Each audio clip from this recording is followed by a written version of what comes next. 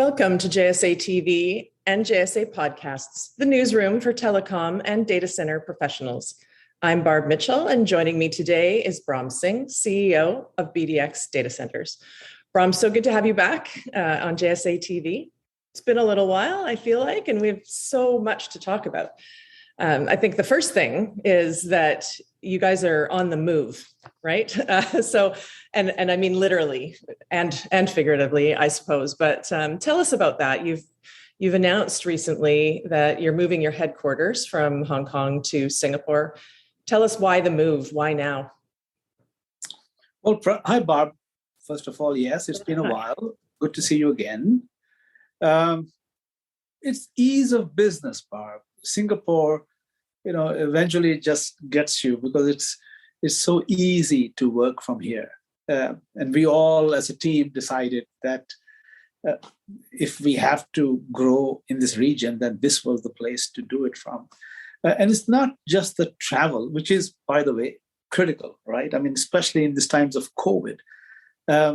So I was in San Francisco, December, and I had to get back home to Hong Kong, and I couldn't because the restrictions were so onerous that if they found me positive, in their tests, that's it. I would be isolated, etc., etc. Whereas for Singapore, I had to just hop on a plane. They call it a vaccinated lane. So everyone on the flight is vaccinated.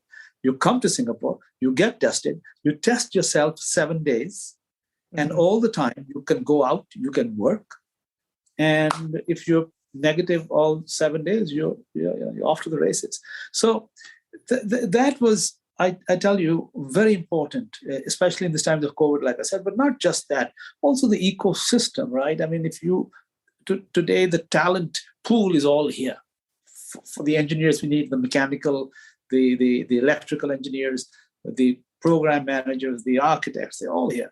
The vendors are all here. Let's not forget that, right? I mean, we need the vendors for all our facilities. If you're building across the region, we have these global MSAs, and all the large vendors are here. So that was key. And as a kid, I used to always wonder why in Mumbai, Bombay, where I grew up, why all the traders of a particular commodity would be lined up on one street. Why all the silver guys would be in this street and the gold guys in this street. And that's because that was the ecosystem. That's the buzz they created. Well, guess what? For the same reason, data centers have congregated to Singapore. And if you look at, between, let's say you fly from Europe, right? You hit London, Paris, Amsterdam, all big hubs. You hit Frankfurt, another big hub, then nothing. Till you come to Singapore, nothing. Singapore is the next largest hub. So, this is the place to be, Barb. Yeah, and outside of ease of doing business and proximity to the resources that you need to tap into, it's good for your customers too, right? I mean, just everything that's happening in Singapore and whatnot. It's good for them as well. Well, it depends, right? I mean, yes, data centers are very local, So when you talk, you mean the hyperscale customers? Sure. Yeah, cloud, enterprise. Yeah. Well, enterprise customers, though that wasn't the reason our customers in Indonesia will be served from Indonesia. The ones in Singapore, Hong Kong will be always served from Hong Kong. But it was the travel, especially in the times of COVID, it was the ecosystem, but very importantly, also the government, right? In Singapore, the government has made it easy for you. The rule of law, everything here is, at least from a BDx perspective, it's the way we like it. Yeah. And then you have a government that is engaged with you. These guys will sit with you, they'll debate with you, you can discuss policy with them, and then if your argument is logical, it prevails. We've been pleasantly surprised in Singapore, more so in many other countries, where we have to, go through. I mean, things are a lot less clear. In Singapore, everything is clear. It's very clear. Doing business here the clarity is brilliant. So it's that ease I know the moratorium and stuff. I guess you'll ask me about that. It has created a level of work we have to put into, but it's clear. Dealing with this government, there's nothing nebulous about it. That's a lot, and that's why, by the way, just a little digression. That's why, if you noticed, all the data center players will either be in Sydney, or so either Australia, Japan, Hong Kong, or Singapore. Why? Because of the clarity of law, right? Right. Yeah. And I mean, you mentioned the moratorium. Obviously, that was probably going to be the next thing that I asked you about. But actually, so we know about that. We know about that there was a moratorium. It's recently been lifted.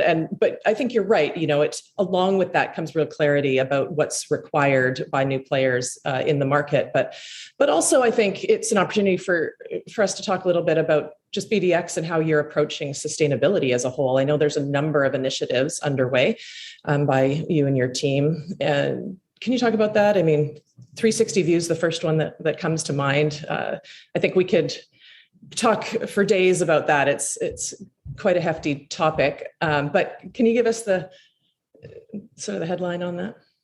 Of course, man. So, we're not in the sustainability business. We're in the data center business, right?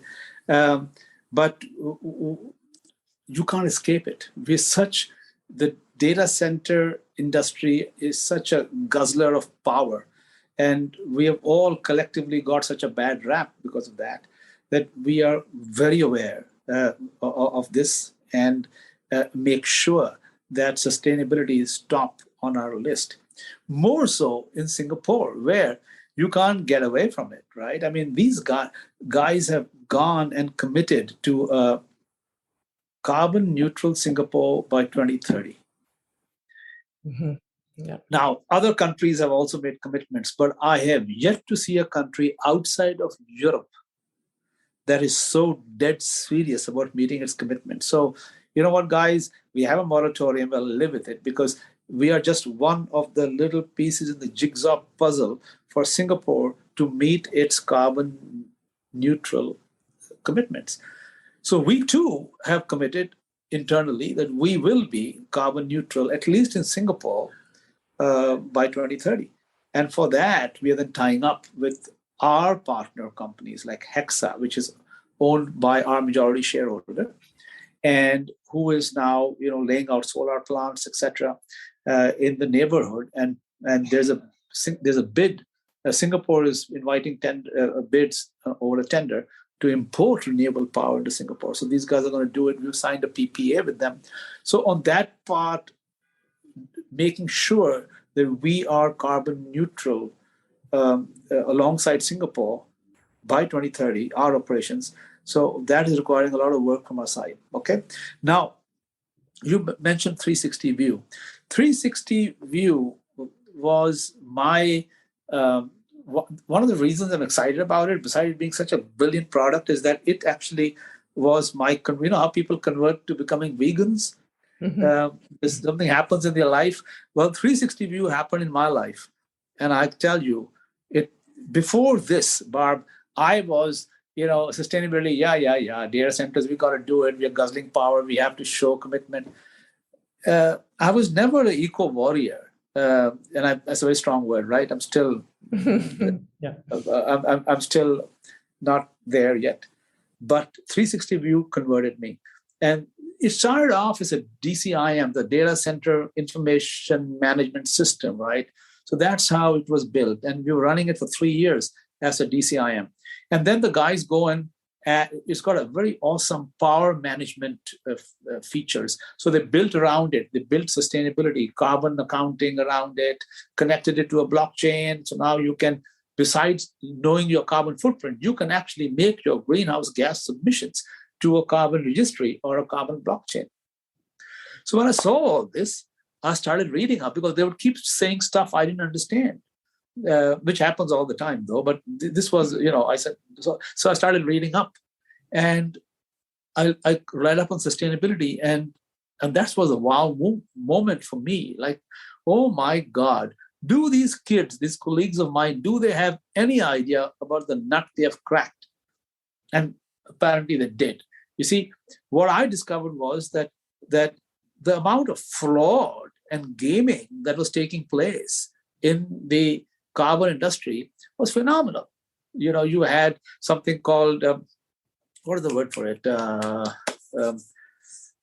Additionality. So there's something called additionality. That means, Barb, your carbon credit should be earned. In other words, it should actually be the reason why greenhouse gas to that extent was reduced. So really 1 ton of carbon should come out of the atmosphere because of your carbon credit.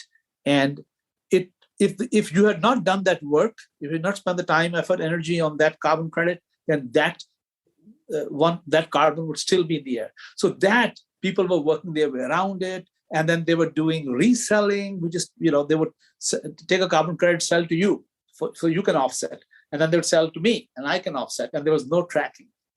Yeah. All of this was because I call it the first mile.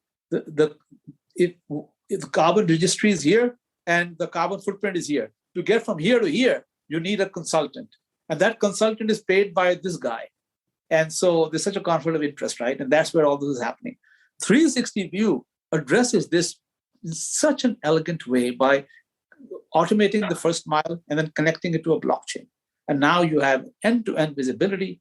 It was just brilliant what these guys have done. And so we are really, besides using it for ourselves, we're giving it away. So I want to make money from the DSIM. Hey, Barb, you've got a data center, please use my 360 View, I'll make money out of it, right?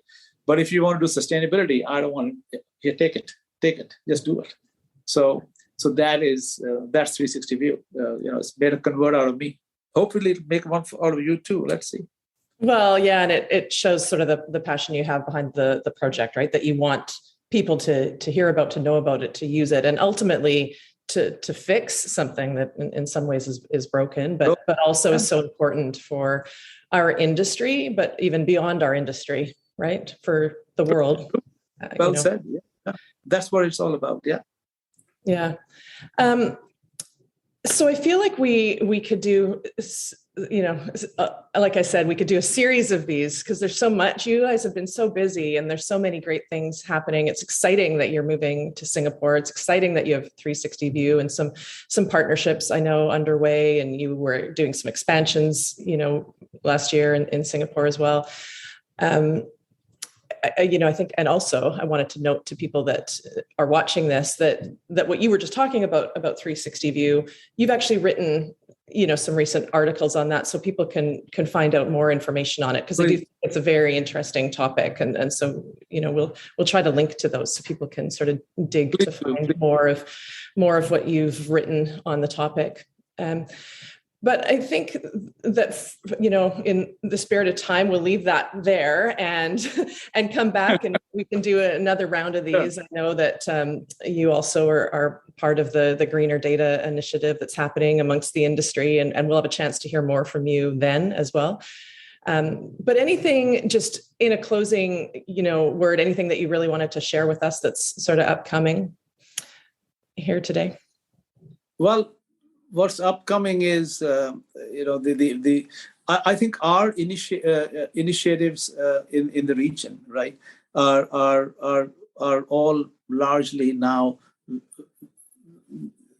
green. Yeah. Our basis of design, this education we've had on sustainability, means that sustainability is now built into our basis of design. This is not easy, Barb, and I was just talking to our team today. By the time we are done in Indonesia, for example, we would have spent $1 billion in building out new data centers, buying some of them. And now that will include converting these to sustainable facilities. And that is the big thing we are doing. So if anything, I want to leave you with, and the audience with, is our passion towards sustainability, and how not just in Singapore, though I must say Singapore has been where we really had to sit down and understand the whole concept better on how to deal with scope 1, scope 2, scope 3. And now that we have, it is now embedded into our basis of design. And you'll see how in Indonesia, for example, when we build, or in Nanjing, when we expand, it's not going to be like how we would have done it, say, 5 years ago. This is going to be the sustainability built into it. And I'm saying this as the takeaway because I'm so terribly proud about this that the team has done. So, yeah. So with that, I'll well, yeah, and it's so I think that your business being located in Singapore will be an asset to that whole market, given everything you've just said, and the investment in the market and the commitment that you have to sustainability, which is obviously in line with what the government is looking to there, and some of the partners you're working with. So it's great. Yeah, it's a great future for BDx in support of the industry and in support of the planet. So Singapore forces us to think. If there's one thing which Singapore does, it forces us to think. Right. And when that happens, it forces you to get better and everyone to get better. Yeah, it does. It does. Thing, right? Yeah. It's brilliant. Yeah. Loving it. Yeah. Well, thank you, Brahm. Thank you. It's always a pleasure to chat with you. Thanks for your time today. Pleasure. And thank you, viewers, for tuning in to JSATV and JSA podcasts. Happy networking.